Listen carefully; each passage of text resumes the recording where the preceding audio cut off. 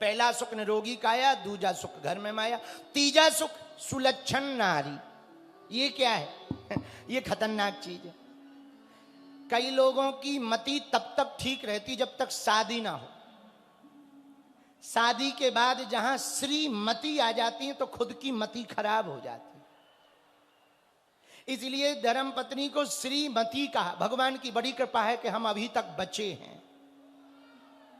पर श्रीमती श्रीमती कई लोगों की आ जाए, यार पूछो मत, भगवान ही बचाएं। खैर हमें ज्यादा बुराई नहीं करनी है क्योंकि यहां माताओं की संख्या ज्यादा है और अभी 3 दिन हमें रहना भी है। पता लगे कि कल ही टमाटर घलने लगे तो हो गए जय बजरंग बली की, राम कथा पूरी हो गई, यही निपट गई।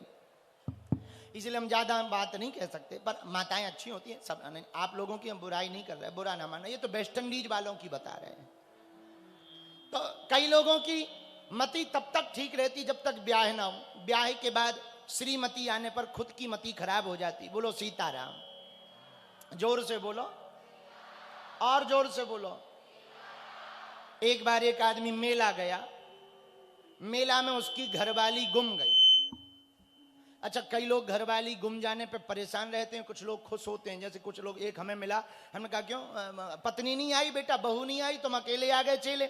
बोले गुरुजी भगवान की बड़ी कृपा है, मायके गई है।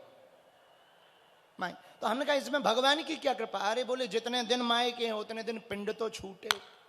हमने पूछा कहाँ के हो? बोले बांदा के हैं।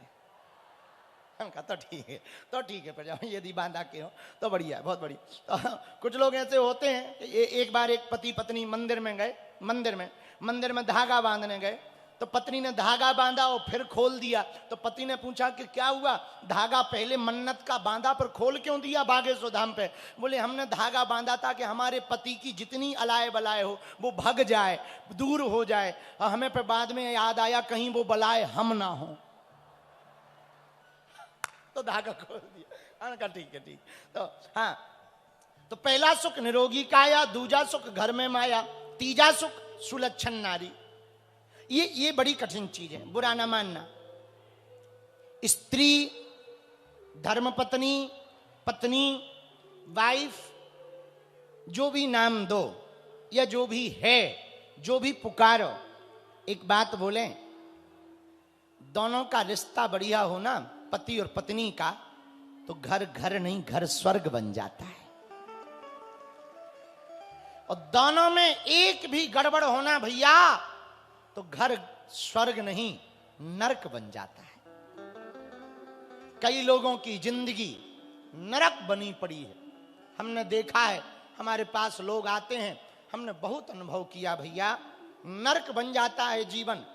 पति विचित्र हो अथवा पत्नी विचित्र हो, दोनों में कोई एक विचित्र हो, जीवन नरक बन जाता है। हम एक ही प्रार्थना करेंगे भैया, जो जैसा जीवन है सो ठीक है, पर पति पत्नी पर इतना भरोसा एक दूसरे पर होना चाहिए जितना भक्त का भगवान पर भरोसा होता है। और माताओं से भी प्रार्थना है हमारी। माताओं, कई बार हम परिवार के कहने पर अपने मायके पक्ष के प्रभाव में आकर बड़ा भला बुरा कह देते। आज के जमाने में सबसे ज्यादा तलाक होने का यदि कोई कारण है तो वो सोशल मीडिया है। सबसे बड़ा कारण है सोशल मीडिया। इस सोशल मीडिया के जमाने में भगवान बचाएं, हंसती खेलती जिंदगी दो लोगों की बर्बाद हो जाती है। हम एक प्रार्थना करना चाहेंगे, स्वधर्मे निधनम श्रेया पर धर्मो भयावहा। जिसकी प्यास जहां बुझे उसके लिए वही समुद्र होता है। हम प्रार्थना करेंगे सभी पुरुषों से और सभी माताओं से, भूल करके भी कभी किसी को धोखा मत देना। कोई नया व्यक्ति तुम्हें लालच दे, तुम्हें तरह तरह की बातें बताए, तुम्हें तरह तरह के आडंबर फैलाए, उसकी बातों में मत आ जाना, उसकी बातों में मत तुम पड़ जाना, वरना तुम्हारा हंसता खेलता परिवार नष्ट हो जाएगा, तुम्हारा जीवन नष्ट हो जाएगा। एक कहानी हमने पढ़ी थी कि एक बच्ची कोई प्रेमी के चक्कर में पड़ी हुई थी। उसके प्रेमी ने कहा कि कल तू गहने और पैसा लेकर के तैयार रहना, हम दोनों भागेंगे। और पिता उस बच्ची पर बड़ा भरोसा करता था, तो चाबी भी बच्ची के पास थी। तो प्रेमी ने फोन लगाया कि 8 बज गए हैं, तू तैयारी कर। तो उसने कहा कि अभी पिताजी सोए नहीं है, मैं लगाती हूं।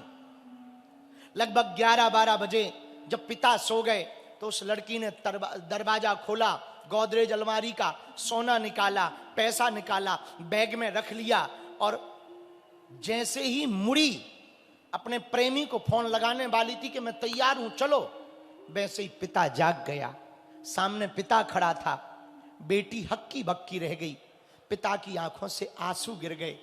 उसने हाथ जोड़कर कहा, बेटी मेरे प्रेम में क्या कमी रह गई जो तूने मेरा भरोसा तोड़ दिया, बाहर वाले पर भरोसा कर लिया। मेरे प्रेम में क्या कमी थी? मुझे कोई दिक्कत नहीं, तेरा प्रेम है। उस पिता ने जो बात कही ना, वो दिल छूने वाली बात थी। उस पिता ने कहा, बेटी तेरा प्रेम है, तू उसके साथ भाग रही है, तू मेरा धन लेकर जा रही है, कोई दिक्कत नहीं, बस एक काम कर, एक बार तू अपने प्रेमी को फोन लगा और कहे कि सोना चांदी नहीं मैं ले पाई हूं, पैसा नहीं ले पाई, मेरे पास चाबी नहीं है, मैं ऐसे ही आ रही हूं, जरा एक बार कह के देख। उसने फोन लगाया प्रेमी को और पिता ने कहा फोन करने के पहले कि यदि वो कह दे कि हाँ तू आजा, मैं हूं, मैं गारंटी लेकर के बेटी मैं बाप हूं तेरा, वचन देकर कहता हूं मैं तुम दोनों का विवाह करवा दूंगा। उसने फोन लगाया और अपने प्रेमी से कहा कि मैं तैयार हूं, रेडी हूं। तो उसने कहा कि तूने जेवर रख लिए, पैसा रख लिए? उसने कहा कि sorry, I am so sorry, पिताजी ने चाबी मुझसे छुड़ा ली और मैं वो नहीं रख पाई हूं, पर कोई नहीं, तुम तो हो, हम दोनों देखेंगे, कुछ ना कुछ करेंगे, चलो तैयार हो जाओ, तुम मुझे लेने आ जाओ। प्रेमी ने कहा, आज का भागना कैंसिल करते हैं, कल कोशिश कर, कल मिल जाए तो कल भागेंगे। ऐसा कहकर के फोन रख दिया। बेटी की आंखों से आंसू टप टप गिर गए, पिता के गले से लग गई। बोले, पिता आज तुमने हमको बचा लिया, हम सभी बेटियों से प्रार्थना करेंगे अपने माँ बाप की इज्जत को उछाल कर कभी एक कदम बाहर मत रखना,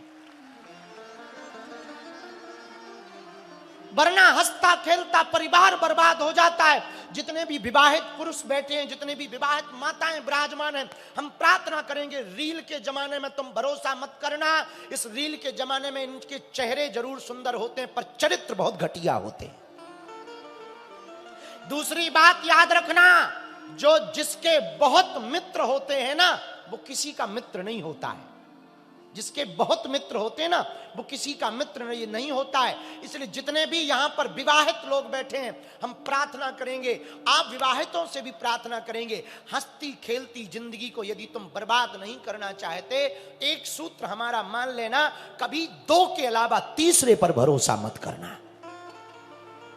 और तीसरे पर यदि भरोसा करने का मन में भाव जगे तो केवल मेरे परमात्मा पर भरोसा करना। परमात्मा के अलावा दुनिया में कोई भरोसे के लायक नहीं है। यहां कोई तन का भूखा है, कोई धन का भूखा है, कोई शोहरत का भूखा है, कोई इज्जत का भूखा है। यहां कोई किसी से लेना प्रेम नहीं है। और सभी बेटियों से कल हमने कहा था, हम आज फिर कहेंगे, माना कि मोहब्बत बुरी नहीं है, पर मां बाप से ज्यादा जरूरी नहीं है। इसलिए हम आज की कथा में प्रार्थना करें, पहला सुख निरोगी काया, दूजा सुख घर में माया, तीजा सुख सुलक्षण नारी।